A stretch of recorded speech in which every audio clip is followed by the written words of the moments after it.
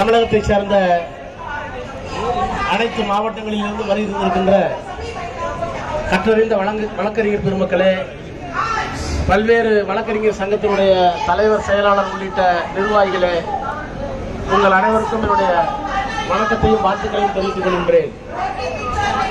இந்த அரசு எப்படி நம்மை பிரித்தாண்டு நம்முடைய கவனத்தை திசை திருப்புகிறது என்பதற்கு ஒரே இடத்தில் 2 நிகழ்வுகளுக்கு அனுமதி கொடுத்து இரண்டையும் நீர்த்து போக செய்ய வேண்டும் என்கின்ற அவருடைய எண்ணம் நமக்கு புரிய வேண்டும். முதலில் நம்முடைய குரல் பொதுமக்களுக்கு போய் சேர்ந்து விடக்கூடாது, நம்முடைய நியாயமான போராட்டம் மக்கள் மனதில் இடம்பெற்றுவிடக் கூடாது என்பதற்காக இந்த அரசாங்கம் இன்றைக்கு இந்த சூழ்ச்சி வலையை பின்னி இருக்கிறது.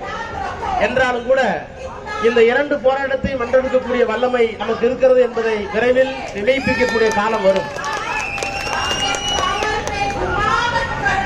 வெள்ளைக்காரர்கள் எதையெல்லாம் செய்தார்களோ அதையெல்லாம் இவர்கள் மறுக்க வேண்டும் என்கின்ற எண்ணத்தில் இன்றைக்கு இந்த சட்ட திருத்தங்களையும் கொண்டு வந்து சேர்த்திருக்கிறார்கள். அவர்களுக்கு என்ன எரிச்சல் என்றால், வெள்ளைக்காரர்கள் எதை கொடுக்க கூடாதோ சூத்திரனுக்கு அதை கொடுத்து விட்டார்களே, அந்த சூத்திரர்கள் எல்லாம் இன்றைக்கு கோர்ட்டுக்கு போய் அரசியல் சட்டத்தை பேசுகிறார்களே என்கின்ற எரிச்சலில் இன்றைக்கு இப்படிப்பட்ட பணிகளை செய்திருக்கிறார்கள்.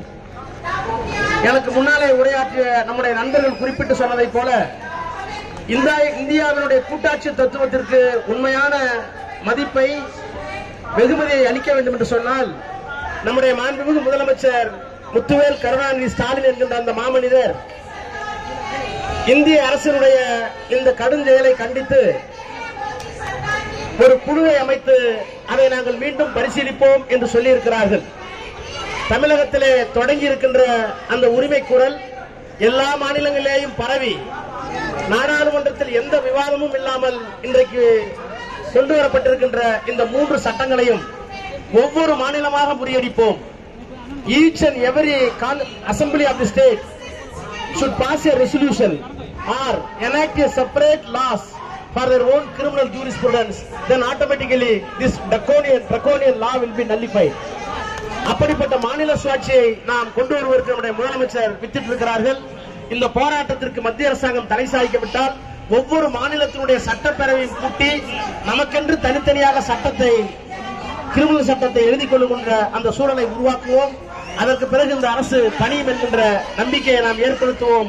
அதற்கான முயற்சியையும் இந்த நேரத்தில் முன்னெடுப்போம் என்று சொல்லி, உங்களுடைய உண்ணாவிரதம், உங்களுடைய போராட்டம் வெற்றி பெறுவதற்கு திராவிட முன்னேற்ற கழகத்தின் சார்பிலும் வழக்கறிஞர் என்ற தனிப்பட்ட முறையிலும் என்னுடைய வாழ்த்துக்களை தெரிவித்து விடைபெறுகிறேன். நாடாளுமன்ற கூட்டத்தில் கலந்து கொள்ள வேண்டியிருப்பதால் இந்த அளவில் என்னுடைய உரையை முடித்துக் கொள்கிறேன். நன்றி, வணக்கம்.